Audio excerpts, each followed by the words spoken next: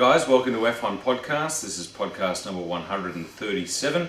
And as ever, I'm joined by Pep. Mate, what did you think of the opening round of the 2010 Formula One season at Bahrain?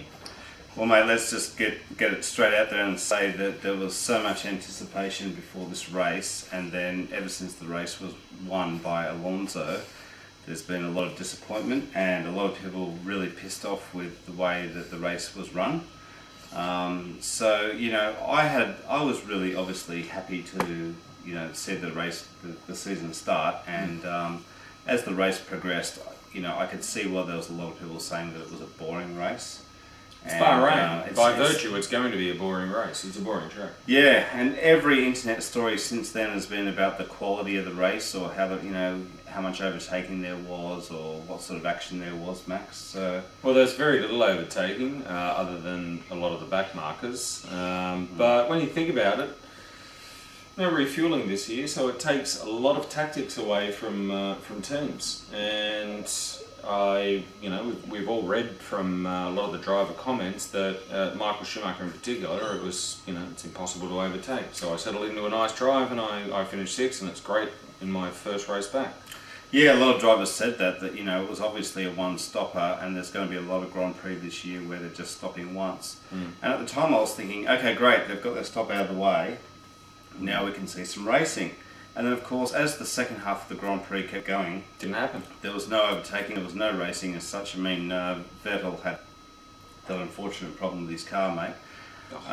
Spark plug, of all bloody things. Yeah. So his car was down on power, and that was a little bit of excitement. But in terms of, actual pace, these guys are nursing their tyres, they're nursing their fuel. And a lot of you guys have commented already that that's not what we want to see in Formula One. We want to see these guys go racing, we push hard, go hard, and not just nurse their cars around, the required distance, mate. Mate, question for you, and we were talking about this off here today, alright? I was lamenting the fact that refueling has been banned for this year, because I think it brings in a lot of different tactics and the like.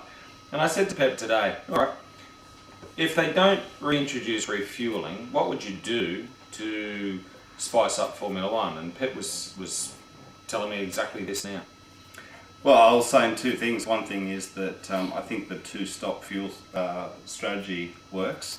Rather than having one stop, I think they should... So mandatory two fuel stops? Yeah, and I think these have been suggested before. Bridgestone should also produce a tyre that's got a big difference in between the super soft and the hard, so there's a good lap difference, so that you can be on different strategies, and you could be at the end of the race on a soft tyre and go really quickly, and someone else chooses hard and and gets overtaken. So something like that. Yeah. Now I just realised I said so you'd introduce two fuel stops, so I screwed up because there probably aren't going to be any reintroduction of fuel stops. What I meant to say fuel is stops were two tyre stops. Two tyre stops. Yeah, sorry, not two fuel stops. So two tyre stops. And that could help things along a lot, mate. Yeah, I think so. It was just weird to watch a Grand Prix for the first time in however many years that there's no refueling. It was kind of weird, and it was also fairly strange to see cars pulling into the pit, getting the four tyres changed, and they were out of there in record-breaking time. Yeah. Don't know about that. But it's the opening race of the season. Bahrain for me is, I'm not a big fan of the circuit. Pep's not either. Some of you are, which is fine. Let us know what you thought of the changes to the circuit this year after actually watching the race. What were your thoughts? What did you get out of the first race of the year, mate? Well, I think it's pretty clear that the Red Bull car is a very good package, and if they didn't have that problem, then they would have easily won the race.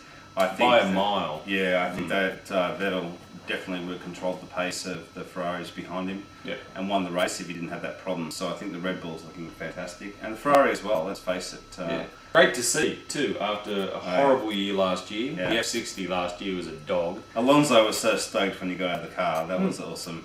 And first race for Ferrari. First win for Ferrari. Yeah, he did. Kimi did it.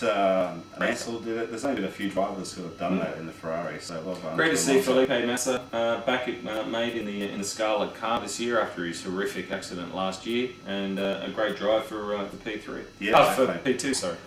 Yeah, and there wasn't really much happening in the race. There was a few overtaking manoeuvres down the grid, Max, and I think there was Webber at the start with his oil leak. And when I was watching it on TV and I saw this blue plume of smoke coming out of Webber's car, I just said, "Oh, for heaven's sake! It's 2005, 2006 again at Williams." But here we go. Yeah. But luckily that wasn't the case, and he went on for a points finish at least. Alright guys, well let us know your comments about Bahrain, and of course the second Grand Prix of the season is Albert Park, and we are going to be there next week, mate. We will be. So there's 1 week to go. I can't wait to be there at the circuit, mate. Oh, for sure, it's going to be fantastic. And as I know I speak for Pep, for any of you that are in the paddock on Saturday and Sunday, feel free to come up and buy us a beer, of course, goes without saying. Come up and say good day, and we'll watch the race. Yeah, we'll set an exact time and place on the Sunday, a few hours before the race starts to meet up. So it'll probably be some bar, Max. Oh, it'll be a back bar. part of the circuit. But anyway, It'll be a bar. We'll name a time, and you can meet up with us if you're able to. Yeah, cool. Sounds good, guys. Until next time, we'll see you soon. Bye. See you guys.